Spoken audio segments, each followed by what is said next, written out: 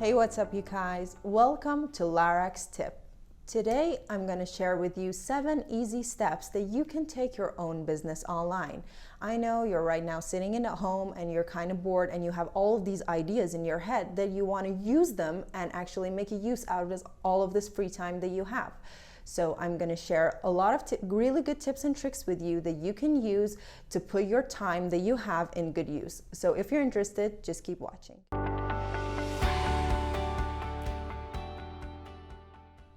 So here we are. Tip number 1. Figure out the product that you want to sell. I know you always have these great ideas in your head and you want to come out with something that's going to blow everyone's mind and it's going to be so amazing and change the world. But let me give you a kind of a personal tip. Start with something really simple and something that's cheap and is not going to get any money from you if you want to start like tomorrow. The thing that you can start with tomorrow is your experience and your knowledge and what you already have in your head. So use that and you can sell it to other people and earn a profit by spending no money at all. So simply pick something that you're really good at. If it is cooking or sewing or programming, you should start with that point.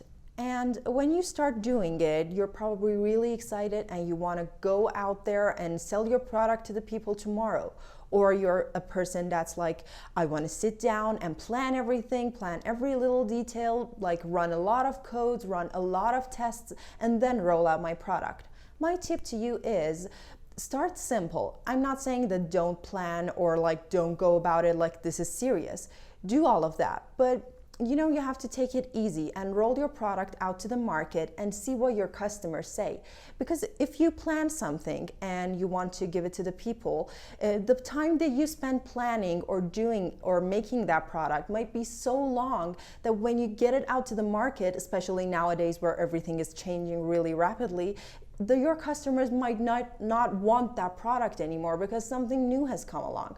So take my advice, don't take too long, but don't go into it too quickly, and roll out your product to the market, get feedback, and from that feedback, figure out where you want to go, if it's good, if this tip is working for you or not, so you can go from there.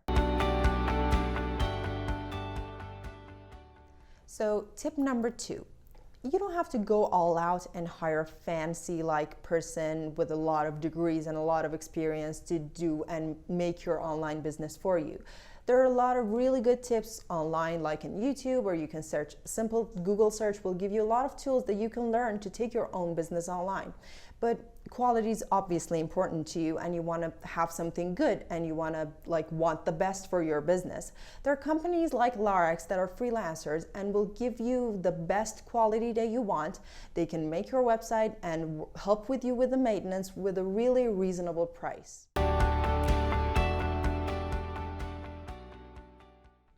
Tip number 3. The third tip that I have is collect people's emails and phone numbers. Why? The reason that I say this is that you're paying for advertisement. You're paying, for example, an influencer, or you're paying for Google ads. You're paying money for your ads to go up and for people to see your product. If you want to keep those customers, if you want to keep them for yourself, you have to ask for their emails and phone numbers. With those information, create a drip campaign. From there, you can target your ads directly to the person who wants them. And that's a really big goal for you because you actually want to sell the product and you can keep your customers that way. We've reached tip number 4. The 4th tip that I have for you is figure out how you're going to collect payment from your customers. You're obviously doing this because it's fun and it's the idea that you had in your head for a really long time, but you really need the money and you're doing this to collect the payments. So figure out how you're going to do that. My recommendation to you is using Stripe or PayPal. You can use Stripe if your customers are targeted in the Europe or the US, or you can use PayPal because it's worldwide and it's really easy to use.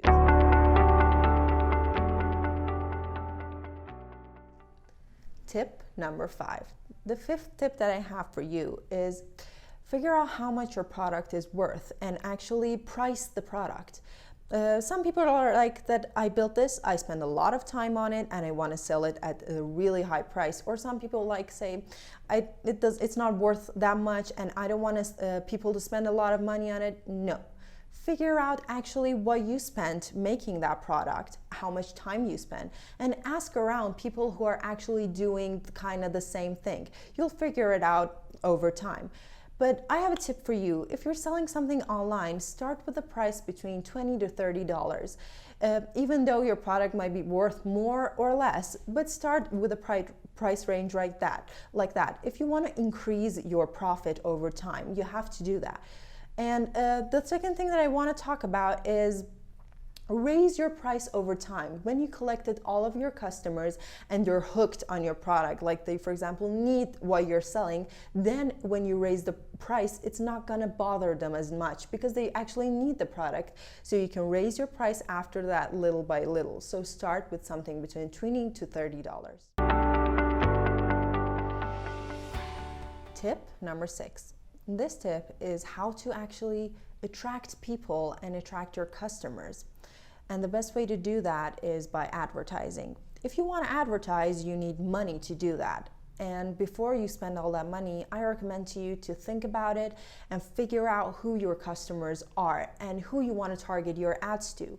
Companies like Google, Facebook, or YouTube can target your product to the customers that you have, and that's a really good point. And if you think your product is something that works well with influencers advertising it to their followers, you can DM small influencers on Instagram or shoot them an email or tell them about your product. And those are really good ways that you can start your advertising with smaller companies, and then you can go big. A really good point that I've heard is that a company said that 30% of their sales is from their own social media. So for example, I have a company, I have an Instagram page, somebody looks it up and they come and buy something. They are in that 30%. But 70% of their customers came from ads that they put out other places, like an influencer recommended them or it was a YouTube ad about them. So a lot of your customers come from advertisements from other people. So try and do that and figure out what works best for you.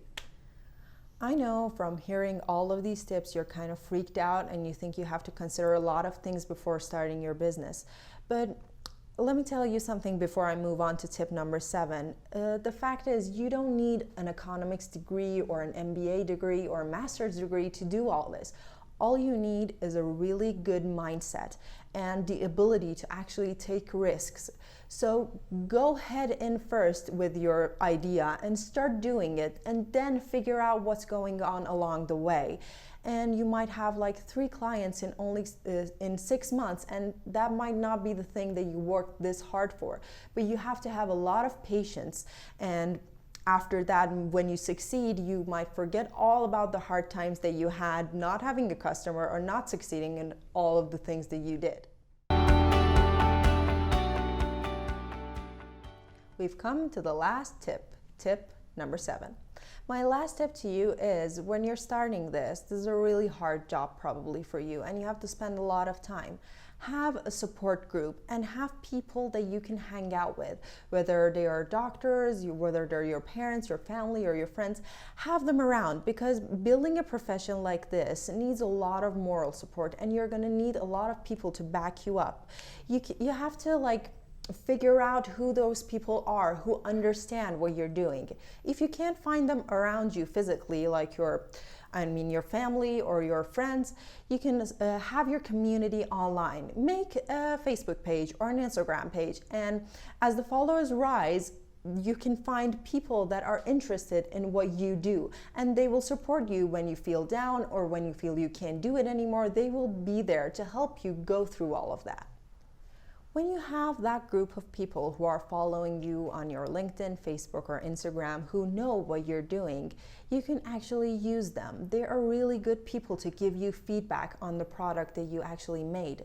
You can show them, ask them questions, whether they would buy this product for themselves or ask their opinions on it, and use all of that information to better the product that you have. And that's going to help you a lot along the way.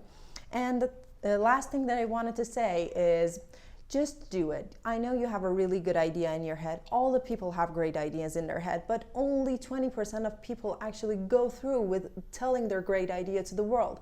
So go through with it and do everything in your power to make it successful. And if it doesn't, you can get back up and try again tomorrow. Thank you for watching this video, and I hope to see you again.